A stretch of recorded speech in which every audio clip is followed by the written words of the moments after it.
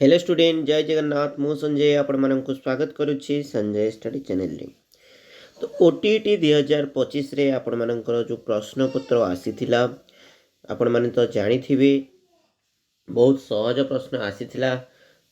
कहला भली इतिहास रे प्रथम थर पई एते सहज क्वेश्चन पिला माने आसीथिला कहिना बहुत सहज थिला क्वेश्चन लेवल जदि हमें देखिबा से पेडागोजी हो किंबा इंग्लिश हो मैथ हो किंबा आपण मानकर EVS जोटा कि आमर रही साइंस जियोग्राफी हिस्ट्री पॉलिटिकल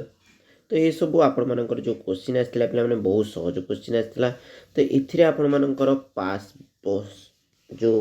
पास हारटा रही आमर एथर कटा बहुत अधिक जीवार चांस अच्छी पे मैंने ये ओटीटी आपण मानकर निर्भर करुच्ची जेटी पाई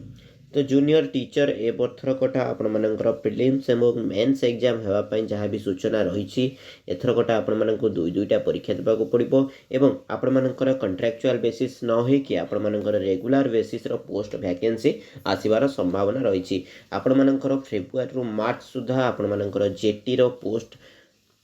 आसीबार चांस आपण मानकर 90% रही ठीक अच्छे।